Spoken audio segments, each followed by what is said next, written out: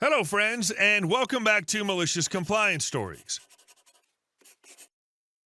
Here's a story about a suburban showdown. A new neighbor starts pulling irritating parking stunts and even drives across another's lawn to access his backyard. But before we begin, best way to support our channel is to leave comments, like, and subscribe with the turned-on bell so you don't miss the new video every single day. Here we go. Your parking games just backfired.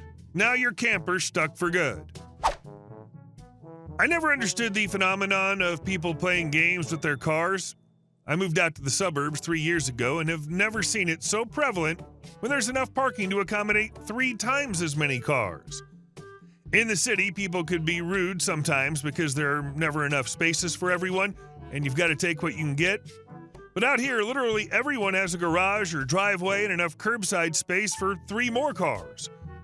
A new neighbor moved in last winter, a house over from my connected neighbor, and we started to notice some odd behavior. Nothing big, just that the guy liked to park in front of people's houses and then walk to his house really slow, or he'd park directly on his lawn. I have a corner property and can easily park 8 cars around the perimeter of my yard. Since I have a garage, I couldn't care less who parks around my house, but when it sticks out and looks like someone's going out of their way to be ignorant, it irks me a bit. Like when this new neighbor started parking really close to the entrance of the communal lot where my garage is located. I didn't really care about that until I saw him get out of his car, check to see if he was close enough to be a pain, then get back in and pull up even closer. There's no reason to do that unless he wanted to be purposefully rude. I asked my connected neighbor what his deal was, and he had issues with him too, saying that the guy was driving into our communal lot and over his grass to park in the backyard. I guess when my neighbor asked him not to do that, the guy got really angry that he couldn't reach his yard in any other way. My neighbor told him to just reseed the grass he messed up and there wouldn't be any problems, but the jerk refused. A few weeks later, I saw the guy backing an old, dilapidated, collapsible trailer camper into our lot and across my neighbor's backyard. My neighbor was on vacation, so I called him and told him what was going on. He got super pissed, thanked me for the call, and said, "I'll fix this." A day or two later, after the camper was parked in the guy's yard, I started seeing construction in my neighbor's yard. He decided to build a fence around his property to prevent the guy from driving over his grass. This also made the guy's shoddy camper a permanent yard decoration because there was no longer vehicle access to his yard. I've yet to see the guy take his camper apart piece by piece to remove it, but unless he pays to have my neighbor's fence taken down and rebuilt, that's the only way it's going to be moved. I think you're going to have a very nice and quiet neighbor from here on. And our second story. OP, a complaint was filed against you. The other day, I'm enjoying breakfast on my day off when my phone rings. It's work, preparing to be told that I'm needed to cover a person's shift today. I answer, it's the manager. F. Hey, OP, boss just called and said that a customer from Monday night called in a complaint against you. Wait, what? I think back to Monday night. 7-hour shift, lots of people celebrating our home team winning the Super Bowl. Again. However, it was otherwise a fairly normal shift. Sure, a few customers were rude, but I maintained my cool to the best of my abilities. I asked if she heard anything about the incident in question. Apparently, some woman stepped out of line for several minutes and you refused to take the man behind her and started yelling at him to stay in line. You were then exceptionally rude to him once you finally began ringing him up. Okay, no. I remember that there was a woman who stepped away from the register for 10 seconds to grab another bag of chips. 2 for $5 sale, would have been stupid not to. But the man behind her agreed that I should finish her transaction before I start his. I relay this to my manager and comment that there was nothing else even remotely close to what was described. Fine, I'll tell boss what you said. I'll talk to you later. Click. Don't get any more calls for the rest of the day. I figure that my boss was just reviewing the footage and that the matter is going to be dropped and forgotten. The next day rolls around and I head into work at 3 p.m. for a 4-hour shift. During a particularly large wave of customers, the phone rings.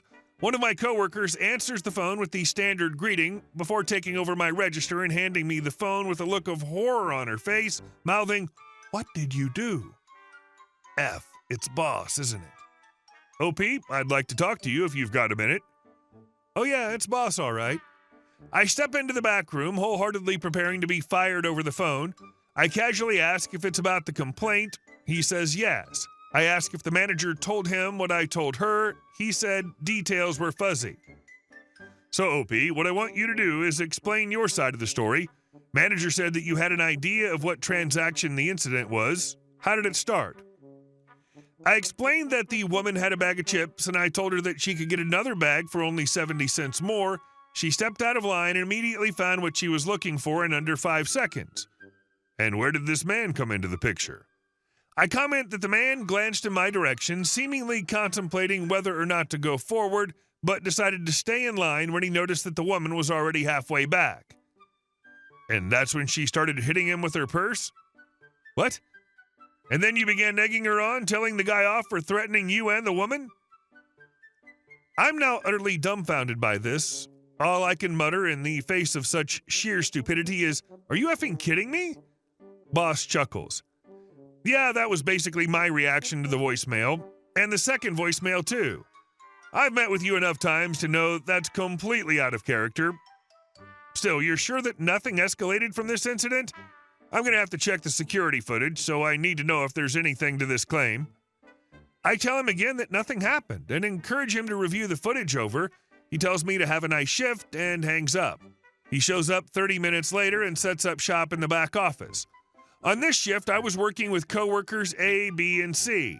B was the one to answer the phone originally, C was a trainee, and A was one of the assistant managers. A fourth one, coworker D, will be coming in at 5, 30 minutes after boss sets up. Coworker A heads into the back office, and I see her watching footage with him out of the corner of my eye. I also hear the two of them chatting. An hour later, A walks out of the office and asks B to come into the office with them. The three watch footage and chat for several minutes.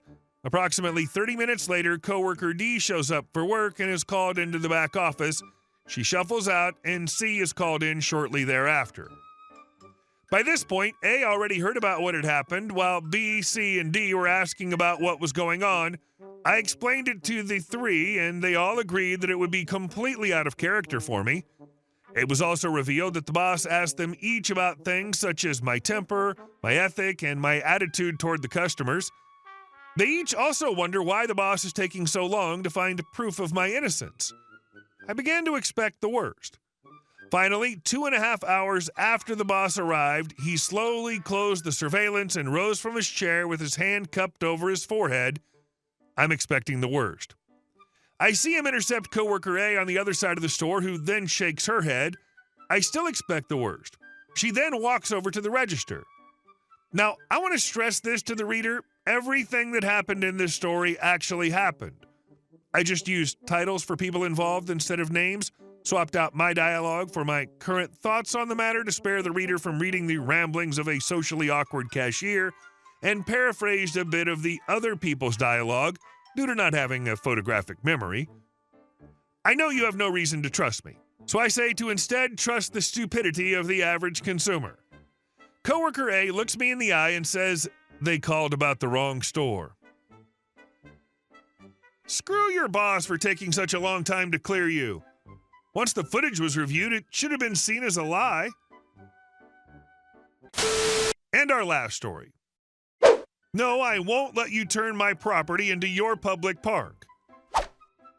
This happened a few years ago when my family and I moved into a home with a nice stretch of land behind it. Our property extended into a long, narrow strip of forest that bordered a larger wooded area owned by another neighbor to the north. The whole area was unfenced, so it looked like one continuous forest, but there was a clear trail running down the middle that divided the properties. During the summer, we started noticing a lot of people wandering through our woods. Tourists, hikers, and even a few locals treated it like a public park. They'd forage for mushrooms and wild plants, let their kids play unsupervised, often trampling flowers we'd planted, and hang around like it was some kind of nature preserve. It was annoying, but we tried to ignore it, until one day when someone dug up our dog's gravestone and left it on our doorstep as if to say it didn't belong in their recreational area. The last straw came when the neighbor to our south allowed their kid to build a massive fort in the middle of our woods. This wasn't a cute little treehouse. It was a haphazard pile of rusty shopping carts, broken pallets, and other garbage. It was an eyesore and a tetanus disaster waiting to happen. At that point, we'd had enough. We decided to put up 3 small private property signs. No fence, no big deal, just a clear indication that the land wasn't public. Simple, right? Not quite. What followed was a revolving door of people banging on our front door, insisting we had no right to claim the land. They told us it was a public land preserve and that we were ruining things for the community. We had to start keeping the property survey map by the door to prove it was ours. And believe me, our property taxes would convince anyone it wasn't public land. The neighbor with the fort-building kid wasn't happy either. The mother would sit on her porch and glare at our house like we'd committed some personal betrayal. Eventually, her husband came over to complain. He explained that they had bought their cozy house specifically because they thought the forest was their huge backyard. When we asked if they'd ever checked the property lines, they admitted they hadn't. They just assumed it was theirs because it was unfenced. We tried to explain that we weren't trying to be unreasonable. If their kid got hurt messing around with rusty junk on our land, we'd be liable. Plus, we didn't want people pulling up plants or leaving trash behind. The conversation ended there, and they left angrily. When the trespassing continued despite the signs, we decided to take it a step further.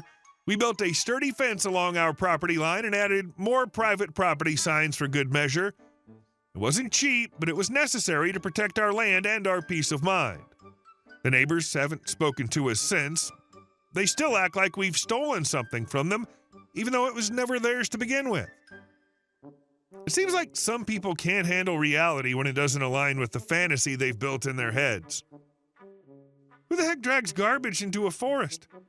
Teach your kids how to be kind to the environment. Sounds like a crap neighbors. Hey guys, thank you all for watching the video. I'll see you in the next one.